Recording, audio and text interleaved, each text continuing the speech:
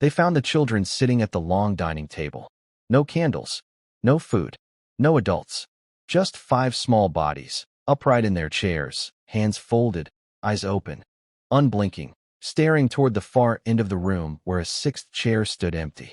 The sheriff would later say the air felt used, as if something had lived inside it for a very long time. This was June of 1849, in a river town that no longer exists on any modern map. The house stood at the edge of the cotton fields, white columns cracked with age, paint peeling like old skin. Locals called it Harrow House, not because it was haunted, but because nothing ever left it whole. The master of the house, Caleb Harrow, had vanished 3 nights earlier. His wife had been buried the previous winter. No servants were found, no tracks in the mud, no blood, just the children, clean and unharmed, dressed for supper. And one other thing. Behind the dining chair at the head of the table, pressed deep into the floorboards, was a woman's footprint. Bare, small, burned black, as if the wood itself had been scorched. No one asked the children what happened that night, because every time someone tried, the youngest would start screaming, not crying, but screaming like she was seeing something still standing in the room. And every time she screamed, she whispered the same sentence. She didn't sleep anymore. This story was never meant to survive.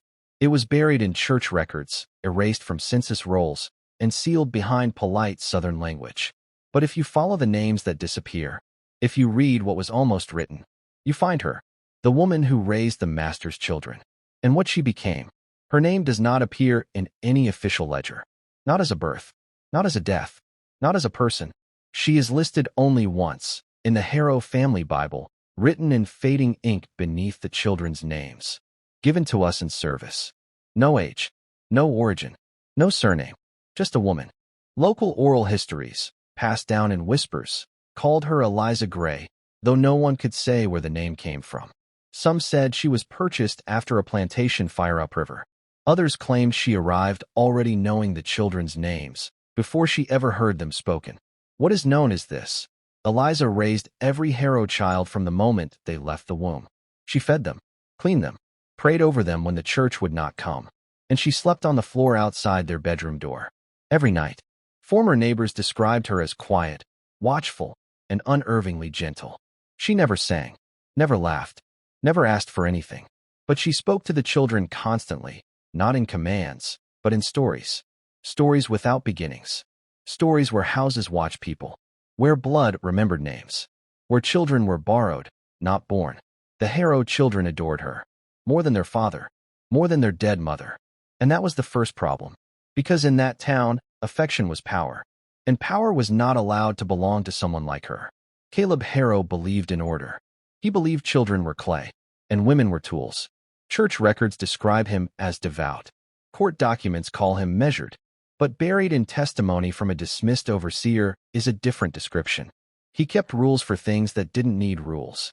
Eliza was not allowed to eat with the children, not allowed to speak during prayer, not allowed to correct them in front of him, and most importantly, she was not allowed to tell them stories.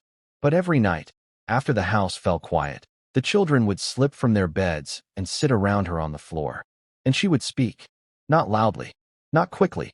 She told them about memory, about pain that travels through blood, about how some houses are built on promises that rot.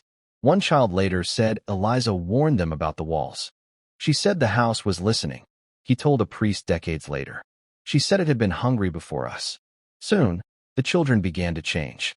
They stopped crying, stopped dreaming, stopped speaking to their father unless spoken to first.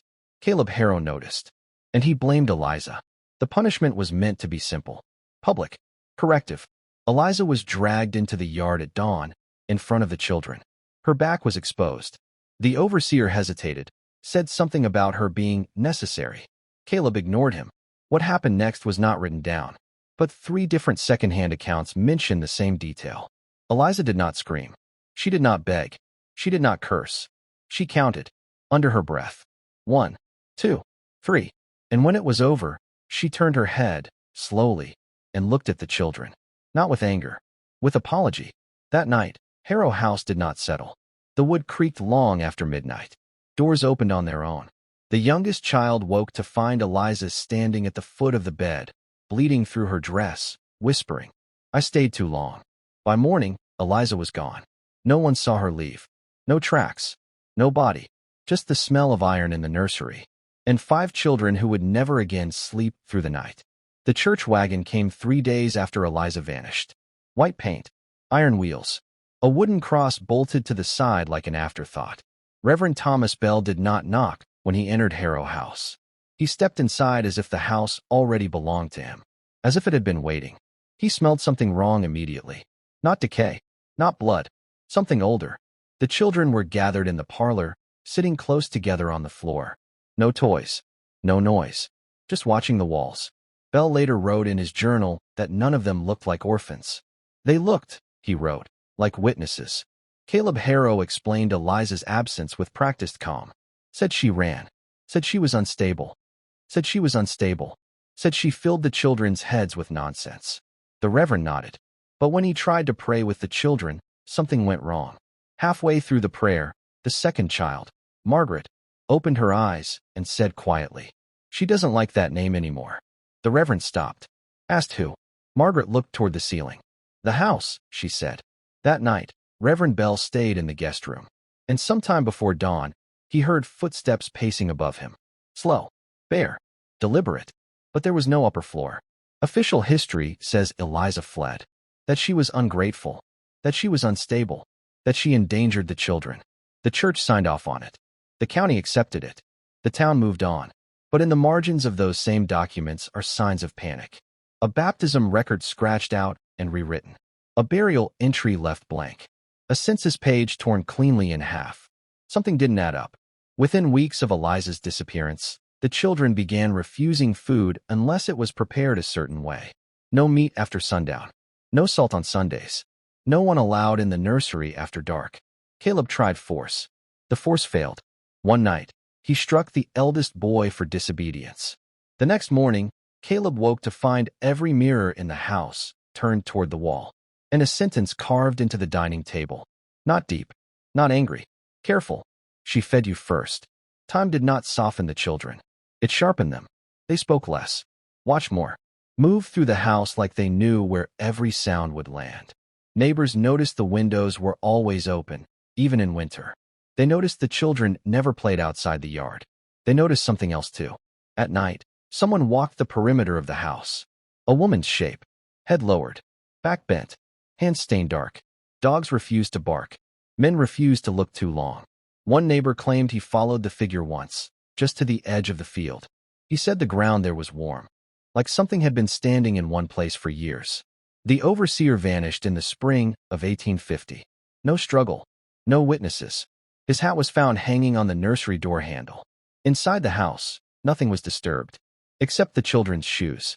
They were lined up by the door, cleaned perfectly, soles facing outward, as if prepared for inspection. Reverend Bell returned that same week. He did not bring scripture. He brought questions, but the children answered none of them. Instead, the youngest asked him something. Do houses remember what they're built on? The Reverend did not stay the night this time. He left before sundown. And on the road back to town, his horse stopped suddenly, refused to move. Bell said later he felt something watching him from the trees. Not following. Waiting. By summer, it was no longer possible to pretend Eliza was gone. She appeared in reflections. In windows. In water basins. In the polished wood of the staircase. Never fully. Always just enough. The children began calling her mother. Not aloud. Only when they thought no one was listening. Caleb heard it once. And that was when he decided to send the children away. The carriage was packed before sunrise. Church-approved orphanage.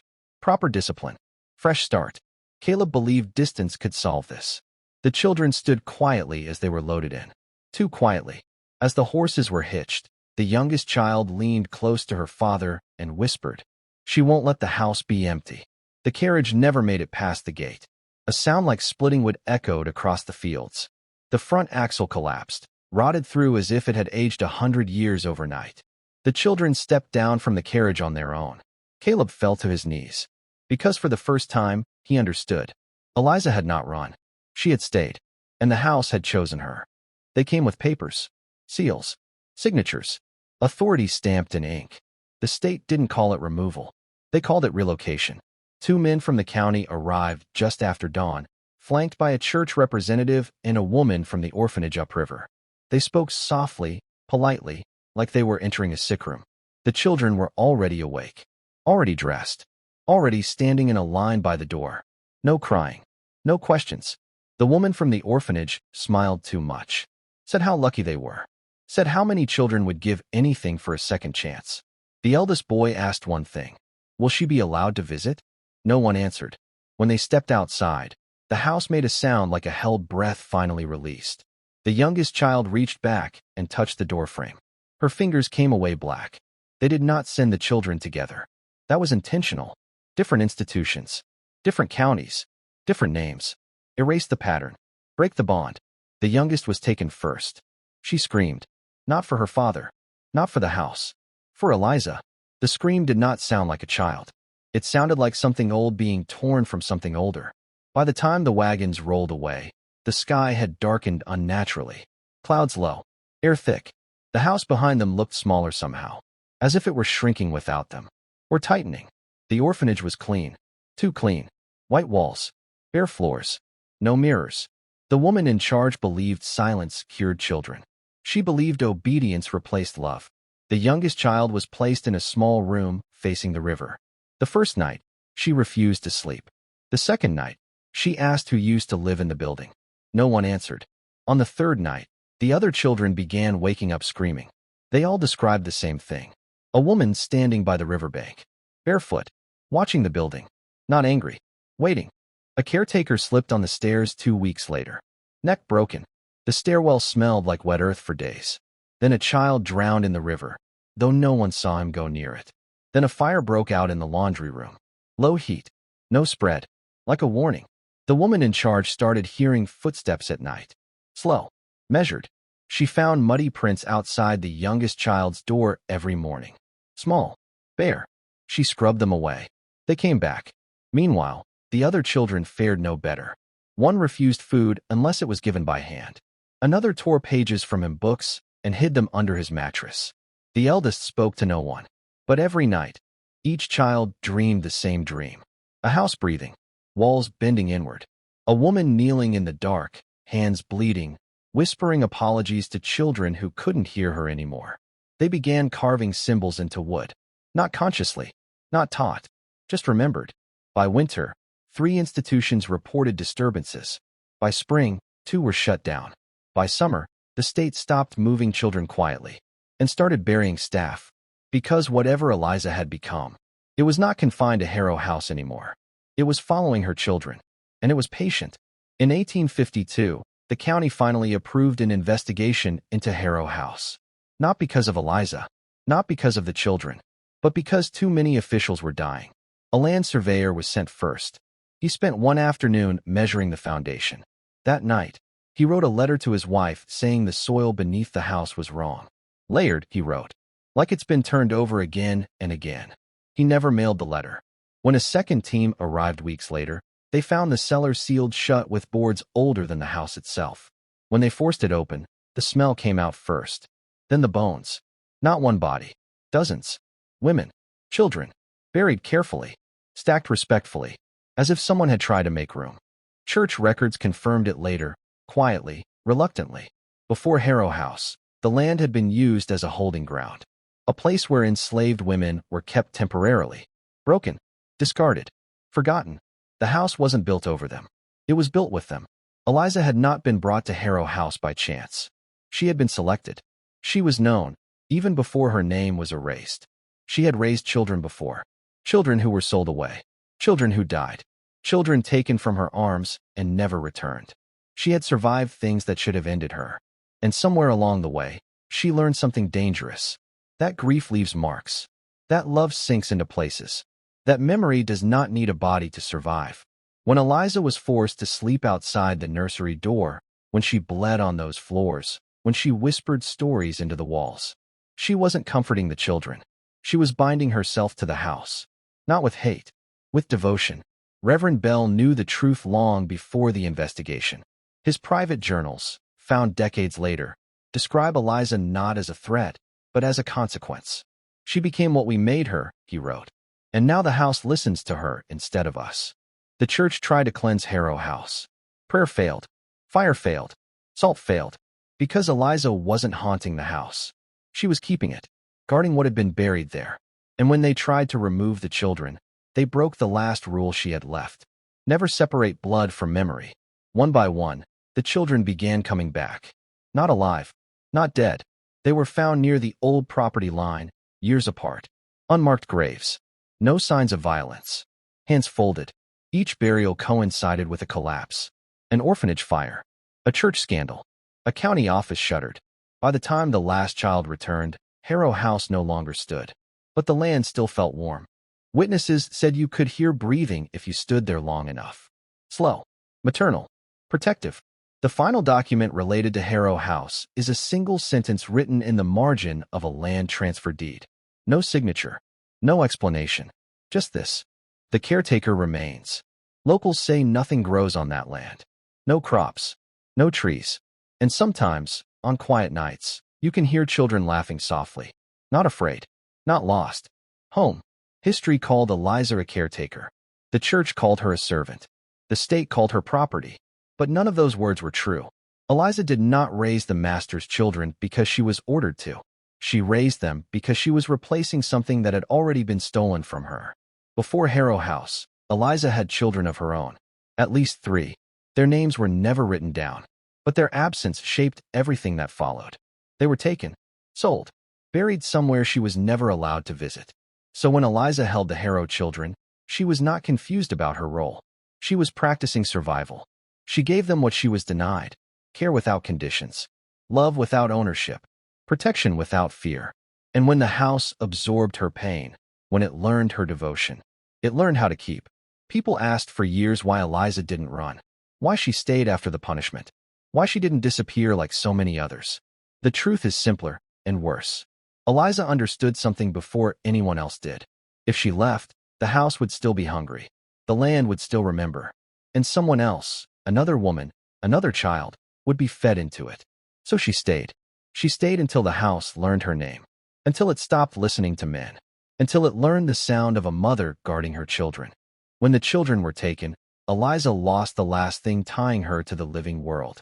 And that was when she changed completely. No longer a woman in a house, but a will inside it. She followed the children not to punish them, but to bring them home. Not to Harrow House, but to memory. Each institution that fell had one thing in common.